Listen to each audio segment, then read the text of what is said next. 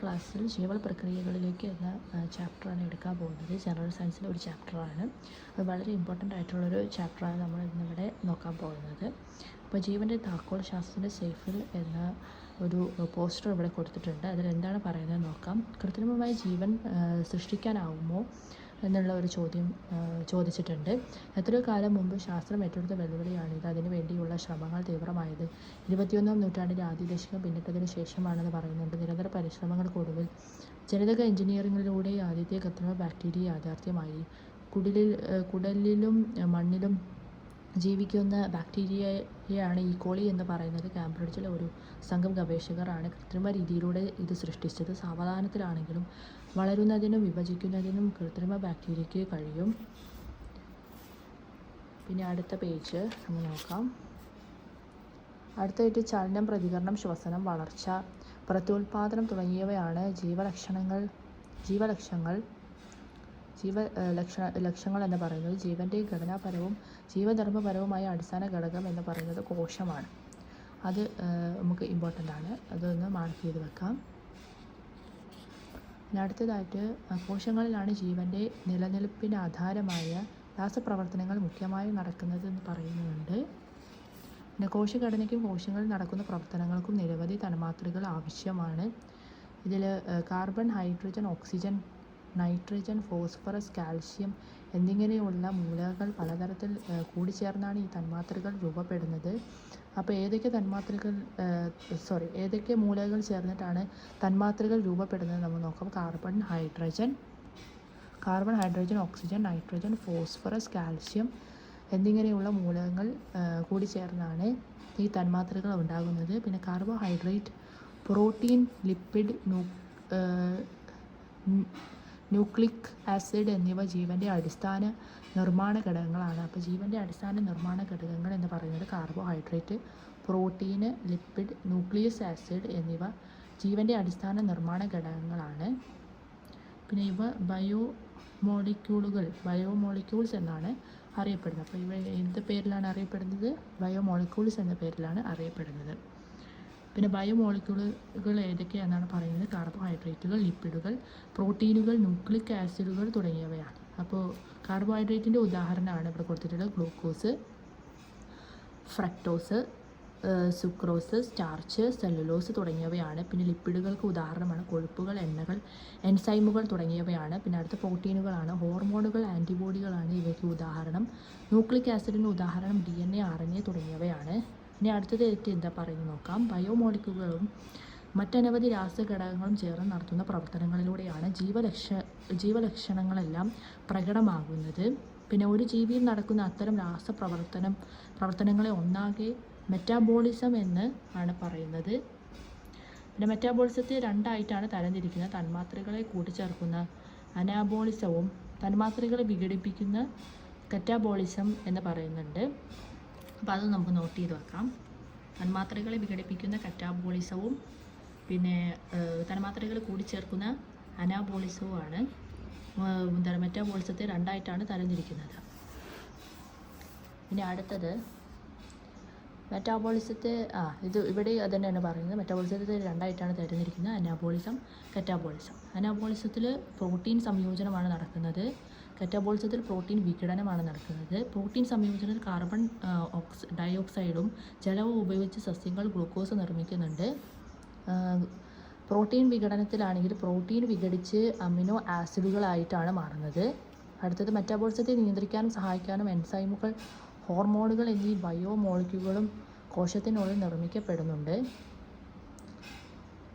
അത് അത്ര ഇമ്പോർട്ടൻ്റ് അല്ല. നമുക്ക് അടുത്ത നോക്കാം. എൻസൈമുകളും ഹോർമോണുകളും ജീവികളിൽ ഓരോ നിമിഷവും നടക്കുന്ന അസംഖ്യം രാസപ്രവർത്തനങ്ങളുടെ വേഗത വർദ്ധിപ്പിക്കാൻ സഹായിക്കുന്ന തന്മാത്രകളെയാണ് നമ്മൾ എൻസൈമുകൾ എന്ന് പറയുന്നത്.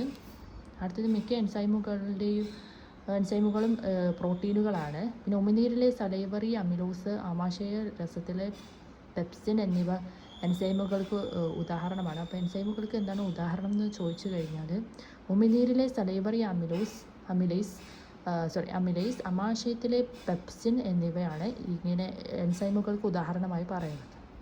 അടുത്ത ജീവൽ പ്രവർത്തനങ്ങളെ നിയന്ത്രിക്കുകയും ഏകോപിപ്പിക്കുകയും ചെയ്യുന്ന തന്മാത്രകളാണ് ഹോർമോണുകൾ എന്ന് പറയുന്നത്. അപ്പോൾ എന്താണ് ഹോർമോണുകൾ എന്ന് ചോദിച്ചു കഴിഞ്ഞാൽ ജീവൽ പ്രവർത്തനങ്ങളെ നിയന്ത്രിക്കുകയും ഏകോപിപ്പിക്കുകയും ചെയ്യുന്ന രാസ തന്മാത്രകളെയാണ് നമ്മൾ ഹോർമോണുകൾ എന്ന് പറയുന്നത്. ഇവയെ ഉൽപ്പാദിപ്പിക്കുന്നത് വിവിധ എൻഡോക്രൈൻ ഗ്രന്ഥികളാണ്. ലൈംഗിക അവയവങ്ങളുടെ പ്രവർത്തനത്തെ നിയന്ത്രിക്കുന്ന ടെസ്റ്റോസ്റ്റിറോൺ, ഈസ്ട്രോജൻ, പ്രൊജസ്ട്രോൺ എന്നിവ ഹോർമോണുകൾക്ക് ഉദാഹരണമാണ്. അപ്പോൾ ഹോർമോണുകൾക്ക് ഉദാഹരണം നമ്മൾ അറിയുന്ന പോലെ പ്രൊജസ്ട്രോൺ, ഈസ്ട്രോജൻ, ടെസ്റ്റോസ്റ്റിറോൺ എന്നിവ ആണ് ഹോർമോണുകൾക്ക് ഉദാഹരണമായി പറയാവുന്നത്. അടുത്തതായിട്ട് ജീവികളിൽ മെറ്റാബോളിസത്തിന് ആവശ്യമായ ചില ഘടകങ്ങൾ കോശത്തിനുള്ളിൽ നിർമ്മിക്കപ്പെടുന്നുണ്ട്. മെറ്റാബോളിസത്തിന് ആവശ്യമായ മറ്റനവധി ഘടകങ്ങൾ അവയുടെ ബാഹ്യപരിസ്ഥിതിയിൽ നിന്നാണ് ലഭിക്കുന്നത്. പിന്നെ അടുത്ത സസ്യങ്ങൾ ബാഹ്യപരിസ്ഥിതിയിൽ നിന്ന് പദാർത്ഥങ്ങൾ വിവിധ മാർഗങ്ങളിലൂടെയാണ് കോശദ്രവ്യത്തിൽ പ്രവേശിക്കുന്നത്. അത് ഏതൊക്കെ വഴികളിലൂടെയാണെന്നാണ് അടുത്തായിട്ട് പറയുന്നത്. കോശഭിത്തിയിലൂടെ, കോശങ്ങൾക്കിടയിലുള്ള സ്ഥലത്തിലൂടെ, തൊട്ടടുത്ത കോശങ്ങളെ ബന്ധിപ്പിക്കുന്ന പ്ലാസ്മോഡെസ്മേറ്റ് എന്ന കോശദ്രവ്യ പാതകളിലൂടെ, ഒരു കോശത്തിൽ നിന്നും മറ്റൊന്നിലേക്ക് പ്ലാസ്മ സ്ഥലത്തിലൂടെ എന്നിവയാണ് ഈ ബാഹ്യപരിസ്ഥിതിയിൽ നിന്ന് പദാർത്ഥങ്ങൾ കോശദ്രവ്യത്തിലേക്ക് പ്രവേശിക്കുന്നത്. അടുത്തതായിട്ട് അമീബേൻ്റെ ഒരു പിക്ചറാണ് കൊടുത്തിട്ടുള്ളത്. പിന്നെ ജന്തുക്കളുടെ ഒരു പിക്ചറും കൊടുത്തിട്ടുണ്ട്. കോശജീവികളിൽ പരിസരത്തു നിന്നും പദാർത്ഥങ്ങൾ കോശസ്ഥലത്തിലൂടെ കോശദ്രവ്യത്തിനകത്തേക്ക് പ്രവേശിക്കുന്നു. പിന്നെ അടുത്ത ജന്തുക്കളിലാണ് കോശങ്ങൾക്കിടയിലെ ദ്രവമാണ്. ബാഹ്യപരിസ്ഥിതിയിൽ നിന്നും സ്വീകരിക്കുന്ന പദാർത്ഥങ്ങൾ ചില മാറ്റങ്ങൾക്ക് വിധേയമായി കോശങ്ങൾക്കിടയിലെ ദ്രവത്തിലേക്ക് എത്തുന്നു. അവിടെ നിന്നും കോശസ്ഥലത്തിലൂടെ കോശദ്രവ്യത്തിലേക്ക് പ്രവേശിക്കുകയാണ് ജന്തുക്കൾ ചെയ്യുന്നത്. പിന്നെ അടുത്ത ജന്തുക്കളിൽ കോശങ്ങൾക്കിടയിലെ സ്ഥലത്തു കാണപ്പെടുന്ന ദ്രവം ആന്തരപരിസ്ഥിതിയായി വർത്തിക്കുന്നു. സസ്യങ്ങളിലെ ആന്തരപരിസ്ഥിതിയിൽ കോശഭിത്തിയും അതിലെ ഘടകങ്ങളും കോശങ്ങൾക്കിടയിലെ ദ്രവവും വായു അറകളുമാണ് ഉൾപ്പെട്ടിരിക്കുന്നത്. പിന്നെ ആന്തരപരിസ്ഥിതികളുടെ ഘടന സ്ഥിരമായി നിലനിർത്തുന്നതിനെ സമസ്ഥിതി പാലനം എന്ന് പറയുന്നു. അല്ലെങ്കിൽ ഹോമിയോസ്റ്റാറ്റിസിസ് എന്നാണ് ഇതിനെ പറയുന്നത്. അത് നമുക്ക് മാർക്ക് ചെയ്ത് വെക്കാം. മെറ്റാബോളിസം സുഗമമായി നടക്കുന്നതിന് സമസ്ഥിതി നിലനിർത്തപ്പെടേണ്ടതുണ്ട്. ആന്തരപരിസ്ഥിതിയുടെ രാസഘടന തകിടം മറിഞ്ഞാൽ ജീവന് തന്നെയാണ് ഭീഷണിയാകുന്നത്. പിന്നെ മെറ്റാബോളിസത്തിന് ആവശ്യമായ ലഘുഘടകങ്ങൾ ആന്തരപരിസ്ഥിതിയിൽ നിന്നും കോശസ്തരത്തിലൂടെ കോശത്തിനുള്ളിലേക്കാണ് എത്തുന്നത്. അടുത്ത പദാർത്ഥ വിനിമയം കോശസ്തരത്തിലൂടെ, ആന്തരപരിസ്ഥിതി, കോശസ്തരം, കോശദ്രവ്യം എന്നിങ്ങനെ മാർക്ക് ചെയ്തിട്ട് വെച്ചിട്ടുണ്ട്. ഇതിൻ്റെ പാർട്സുകളാണ് മാർക്ക് ചെയ്തിട്ടുള്ളത്. അടുത്തത് കോശസ്തരം, പ്ലാസ്മ സ്തരം എന്നാണ് അറിയപ്പെടുന്നത്. അപ്പോൾ കോശസ്തരത്തിന് അറിയപ്പെടുന്നത് എന്താണ്? പ്ലാസ്മ സ്തരം എന്ന് ആണ് അറിയപ്പെടുന്നത്. പ്ലാസ്മ സ്തരത്തിലൂടെ ചില തന്മാത്രകൾക്കു മാത്രമേ കടന്നു പോകാനാകൂ. ജലം, ഓക്സിജൻ, കാർബൺ ഡയോക്സൈഡ് മുതലായവയ്ക്ക് ഇതിലൂടെ അനായാസം കടന്നു പോകാനാകും. അപ്പോൾ ഇതിലൂടെ അനായാസം കടന്നു പോകാനാകുന്നത് ഏതിനൊക്കെയാണെന്ന് ചോദിച്ചു കഴിഞ്ഞാൽ കാർബൺ ഡയോക്സൈഡ്, ജലം, ഓക്സിജൻ എന്നിവയ്ക്ക് മാത്രമാണ് കടന്നു പോകാനാകുന്നത്. പിന്നെ എന്നാൽ ചില പദാർത്ഥങ്ങൾക്കും അയണുകൾക്കും പ്ലാസ്മ സ്തരത്തിലെ പ്രത്യേക തരം ചാനലുകളിലൂടെയോ സുഷിരങ്ങളിലൂടെയോ മാത്രമേ കടക്കാനാകൂ. പിന്നെ കോശത്തിനകത്തേക്കും പുറത്തേക്കും നിരന്തരം തന്മാത്രകൾ കടന്നു പോകുന്നുണ്ട്. പ്ലാസ്മ സ്തരത്തെ വർണ്ണാതാര്യ സ്തരം എന്നാണ് പറയുന്നത്. സെലക്റ്റീവ്ലി പെർമിബിൾ മെംബ്രെയിൻ എന്നാണ് പറയുന്നത്. അത് നമുക്ക് നോട്ട് ചെയ്ത് വെക്കാം. ചില തന്മാത്രകൾ അവയുടെ ഗാഢത കൂടിയ ഭാഗത്തു നിന്നും കുറഞ്ഞ ഭാഗത്തേക്ക് അർദ്ധധാര്യ സ്തരത്തിലൂടെ സഞ്ചരിക്കുന്ന പ്രക്രിയയാണ് നമ്മൾ ഓസ്മോസിസ് എന്ന പേരിലാണ് അറിയപ്പെടുന്നത്. പിന്നെ ജലം കോശത്തിനകത്തേക്കും പുറത്തേക്കും നടക്കുന്നത് ഓസ്മോസിസത്തിലൂടെയാണ്. അപ്പോൾ ജലം കോശത്തിനകത്തേക്കും പുറത്തേക്കും കടക്കുന്നത് ഏത് വഴിയാണെന്ന് ചോദിച്ചു കഴിഞ്ഞാൽ അത് ഓസ്മോസിസിലൂടെയാണ്. പിന്നെ അടുത്തതായിട്ട് തന്മാത്രകളുടെ ഒഴുക്കാണ് ഡിഫ്യൂഷൻ എന്ന് പറയുന്നത്. ഇതിന് ഊർജം ആവശ്യമായിട്ട് വരുന്നില്ല. പിന്നെ അടുത്തത് ഗ്ലൂക്കോസിൻ്റെ ഗാഢത കൂടുതൽ എന്നൊക്കെ ഇതിൽ ഒരു പിക്ചറായിട്ട് കൊടുത്തിട്ടുണ്ട്. ഫെസിലിറ്റേഷൻ ഡിഫ്യൂഷൻ പ്ലാസ്മ സ്തരത്തിലെ ചില പ്രോട്ടീനുകളുടെ സഹായത്താൽ നടക്കുന്ന ഊർജം ആവശ്യമില്ലാത്ത പ്രക്രിയയാണ് ഫെസിലിറ്റേഷൻ ഡിഫ്യൂഷൻ എന്നതുകൊണ്ട് അർത്ഥമാക്കുന്നത്. പിന്നെ അടുത്തത് ആക്റ്റീവ് ട്രാൻസ്പോർട്ടാണ്. പ്ലാസ്മ സ്തരത്തിലെ ചില വാഹക പ്രോട്ടീനുകളുടെ സഹായത്താൽ നടക്കുന്ന ഊർജം ആവശ്യമുള്ള ഒരു പ്രക്രിയയാണ് ആക്റ്റീവ് ട്രാൻസ്പോർട്ട് എന്ന് പറയുന്നത്. അത് നമുക്ക് ഒന്ന് മാർക്ക് ചെയ്ത് വെക്കാവുന്നതാണ്. അടുത്തത് പ്രകാശ സംശ്ലേഷണമാണ്. നമുക്ക് എല്ലാവർക്കും അറിയാം അല്ലേ എന്താണ് പ്രകാശ സംശ്ലേഷണമെന്ന്. സസ്യങ്ങൾ ആഹാരം നിർമ്മിക്കുന്ന ഒരു പ്രക്രിയയാണ് പ്രകാശ സംശ്ലേഷണം എന്നതുകൊണ്ട് അർത്ഥമാക്കുന്നത്. ഇതിന് ആവശ്യമായ ഘടകങ്ങൾ ഏതൊക്കെയാണെന്ന് ചോദിച്ചു കഴിഞ്ഞാൽ ക്ലോറോഫിൽ, കാർബൺ ഡയോക്സൈഡ്, സൂര്യപ്രകാശം, ജലം എന്നിവയാണ് ഇതിനായിട്ട് ആവശ്യമുള്ളത്. പിന്നെ ഇവിടെ ഒരു ബോക്സിലേക്ക് കൊടുത്തിട്ടുണ്ട്. ഏകകോശ ബഹുകോശ ജീവികൾ ഉൾപ്പെടുന്ന വിഭാഗമാണ് ആൽഗകൾ എന്ന് പറയുന്നത്. അപ്പോൾ ആൽഗകൾ എന്ന് പറയുന്നത് ഏതൊക്കെ വിഭാഗം ജീവികൾ ഉൾപ്പെടുന്നതാണ്? ഏകകോശ ബാഹ്യകോശ ജീവികൾ ഉൾപ്പെടുന്ന വിഭാഗത്തെയാണ് ആൽഗകൾ എന്ന് പറയുന്നത്. പിന്നെ അവയ്ക്കും പ്രോകാരിയോട്ടുകളായ ബ്ലൂ ഗ്രീൻ ആൽഗകൾക്കും പോഷകങ്ങൾ ലഭ്യമാകുന്നത് പ്രകാശ സംശ്ലേഷണത്തിലൂടെയാണ് ലഭ്യമാകുന്നത്. പിന്നെ അടുത്തത് പ്രകാശ സംശ്ലേഷണത്തിന് 2 ഘട്ടങ്ങളാണ് ഉള്ളത്. ആ ഘട്ടം ഏതാണെന്ന് നോക്കാം. പ്രകാശഘട്ടവും ഇരുണ്ട ഘട്ടവുമാണ് ഉള്ളത്. പ്രകാശഘട്ടത്തിൽ ഗ്രാനയിൽ വെച്ചാണ് ഇത് നടക്കുന്നത്. പ്രകാശത്തിൻ്റെ സാന്നിധ്യത്തിൽ ഇത് നടക്കുന്നു. ജലം വിഘടിച്ച് ഹൈഡ്രജനും ഓക്സിജനും ആകുന്നുണ്ട്. ഓക്സിജൻ പുറന്തള്ളുന്നു. ഹൈഡ്രജൻ സ്ട്രോമയിലാണ് എത്തുന്നത്. ഊർജ്ജ തന്മാത്രയായി ATP ആണ് ഉണ്ടാകുന്നത് ഈ ഒരു പ്രകാശഘട്ടത്തിൽ. പിന്നെ ഇരുണ്ട ഘട്ടമാകുമ്പോൾ എന്താണ് സംഭവിക്കുന്ന മാറ്റം എന്ന് നോക്കാം. സ്ട്രോമയിൽ വെച്ചാണ് നടക്കുന്നത്. പ്രകാശം ഇവിടെ ഉപയോഗിക്കുന്നില്ല ഇരുണ്ട ഘട്ടത്തിൽ. ഈ ഘട്ടത്തിന് ആവശ്യമായ ഹൈഡ്രജനും ഊർജ്ജവും പ്രകാശഘട്ടത്തിൽ നിന്നാണ് ലഭിക്കുന്നത്. പിന്നെ ഹൈഡ്രജനും കാർബൺ ഡയോക്സൈഡും ചേർന്ന് ഗ്ലൂക്കോസാണ് ഉണ്ടാകുന്നത്.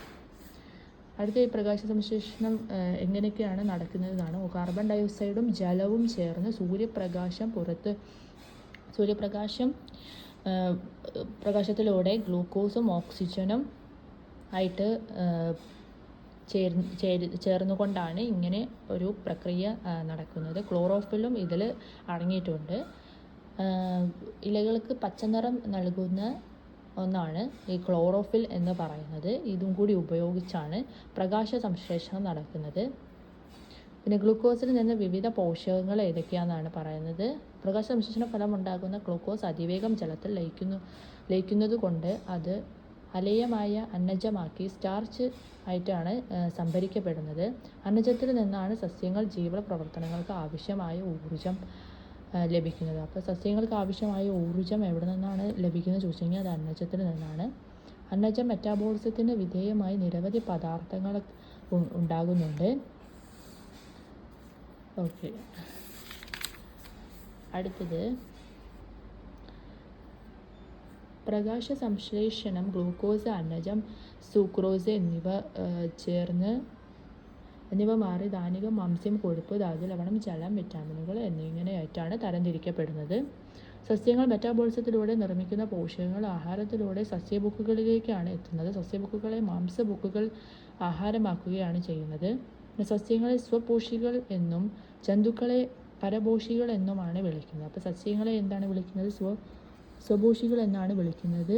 ജന്തുക്കളെ പരപോഷികൾ എന്നുമാണ് വിളിക്കുന്നത്. അന്തരീക്ഷത്തിലെ ഓക്സിജൻ്റെ നല്ലൊരു ഭാഗം സമുദ്രത്തിലെ ഉൽപ്പാദകരാണ് പുറന്തള്ളുന്നതെന്ന് പറയുന്നുണ്ട്. മലിനീകരണമാണ് സമുദ്ര ആവാസ വ്യവസ്ഥകൾ നേരിടുന്ന കടുത്ത ഭീഷണി. അപ്പോൾ സമുദ്ര ആവാസ വ്യവസ്ഥ നേരിടുന്ന കടുത്ത ഭീഷണി എന്ന് പറയുന്നത് മലിനീകരണമാണ് കടുത്ത ഭീഷണിയായിട്ട് നേരിടുന്നത്. തന്മൂലം ജീവികൾ വൻതോതിലാണ് മറ്റു പോകുന്നത്. പിന്നെ എണ്ണിയാൽ ഒടുങ്ങാത്ത സേവനങ്ങളാണ് സസ്യങ്ങളിൽ നിന്ന് പ്രകൃതിക്കും മനുഷ്യനും ലഭിച്ചുകൊണ്ടിരിക്കുന്നത്. ജീവമണ്ഡലത്തിൻ്റെ അടിസ്ഥാന ശിലകളാണ് സസ്യങ്ങൾ എന്ന് പറയുന്നത്. അപ്പോൾ ജീവമണ്ഡലത്തിൻ്റെ അടിസ്ഥാന ശിലകൾ ഏതാണെന്ന് ചോദിച്ചു കഴിഞ്ഞാൽ അത് സസ്യങ്ങളാണ്. അടുത്തായിട്ട് സമുദ്രം ഒരു വിസ്മയം എന്ന് പറഞ്ഞ് കൊടുത്തിട്ടുണ്ട്. ഭൂമിയുടെ 3/4 ഭാഗവും സമുദ്രമാണ്. ഭൂമിയുടെ 3/4 ഭാഗവും എന്താണ്? സമുദ്രമാണ്. ലക്ഷക്കണക്കിന് ജീവജാതികളും നിരവധി ആവാസങ്ങളും അവയിൽ ഉൾപ്പെട്ടിരിക്കുന്നു. സൂര്യപ്രകാശത്തിൻ്റെ ലഭ്യതയ്ക്ക് അനുസരിച്ച് സമുദ്രത്തെ 3 മേഖലകളായിട്ടാണ് തിരിച്ചിട്ടുള്ളത്. ഉപരിതലം മുതൽ 200 മീറ്റർ വരെ ആഴത്തിൽ യൂഫ്രോട്ടിക് മേഖല. നന്നായി സൂര്യപ്രകാശം ലഭിക്കുന്നതിനാൽ ധാരാളം ജീവികൾ ഈ മേഖലയിൽ ജീവിക്കുന്നുണ്ട്. 200 മീറ്ററിന് താഴെ 1000 മീറ്റർ വരെ ഡിസ്ഫോട്ടിക് മേഖല എന്നാണ് അറിയപ്പെടുന്നത്. ഇവിടെ പ്രകാശ ലഭ്യത പരിമിതമാണെങ്കിലും സസ്യകേന്ദ്രീകൃതമായ ജാലികയാണ് ഇവിടെയുള്ളത്. പിന്നെ ഫോട്ടിക് മേഖലയെ പറ്റി പറയുന്നുണ്ട്. ഇവിടെ ലഭ്യമായ സൂര്യപ്രകാശത്തിൻ്റെ അളവ് വളരെ കുറവായതിനാൽ പ്രകാശ സംശ്ലേഷണം നടക്കുന്നില്ല. എന്നാൽ ഇവിടെയുള്ള ചില ജീവികൾക്ക് പ്രകാശം ഉൽപ്പാദിപ്പിക്കാൻ കഴിയുന്നുണ്ട്.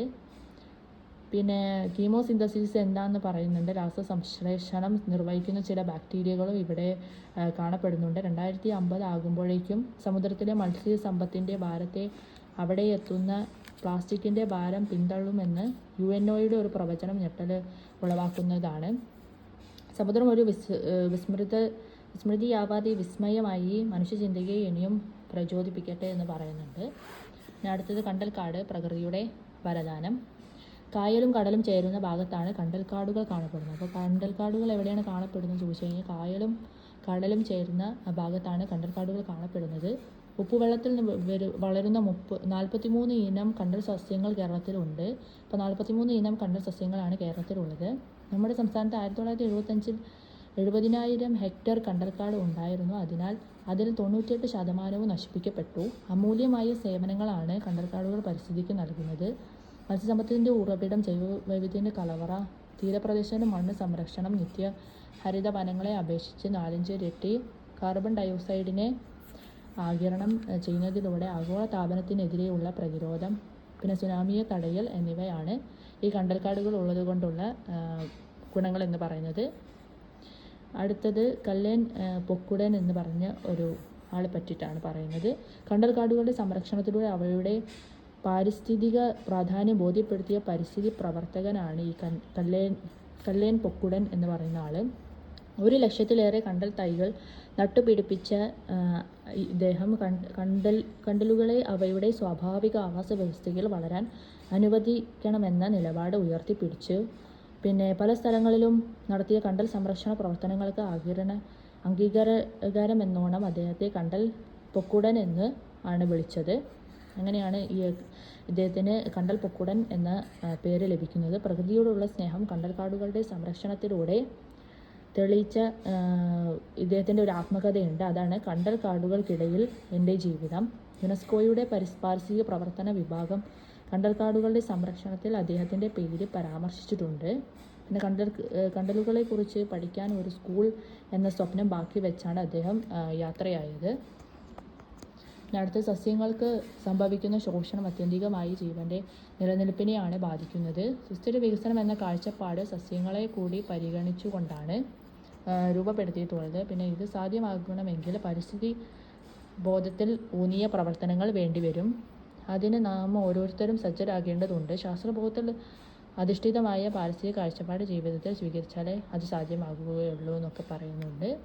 അത് അത്രയ്ക്ക് ഇമ്പോർട്ടൻ്റ് അല്ല. കല്ലേൻ പൊക്കുടനെ പറ്റിയിട്ടൊന്ന് നോക്കി വെക്കാവുന്നതാണ്. പിന്നെ അദ്ദേഹത്തിൻ്റെ ആത്മകഥ ഏതാന്ന് ചോദിച്ച് കണ്ടിട്ടില്ല. അങ്ങനെ ഒന്ന് നോട്ട് ചെയ്ത് വെക്കാം. കണ്ടൽക്കാടുകൾക്കിടയിലെ എൻ്റെ ജീവിതം. ഞാൻ അടുത്ത് കുറച്ച് ചോദ്യങ്ങളാണ് ഇവിടെ കൊടുത്തിട്ടുള്ളത്. അത് നിങ്ങൾക്ക് നോക്കി വെക്കാവുന്നതാണ്. വേണമെങ്കിൽ സ്ക്രീൻഷോട്ട് എടുക്കാവുന്നതാണ് കേട്ടോ. അപ്പോൾ ഇതാണ് ഇതിലത്തെ ചോദ്യങ്ങൾ. ഇത്രയും ചോദ്യങ്ങളുണ്ട്.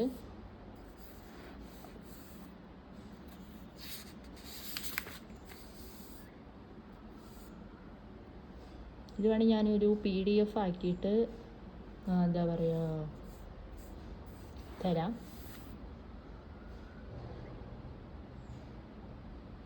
ഓക്കെ, അപ്പോൾ ഇത്രയുമാണ് ഇന്നത്തെ ക്ലാസ്സിൽ പറയാനുള്ളത്.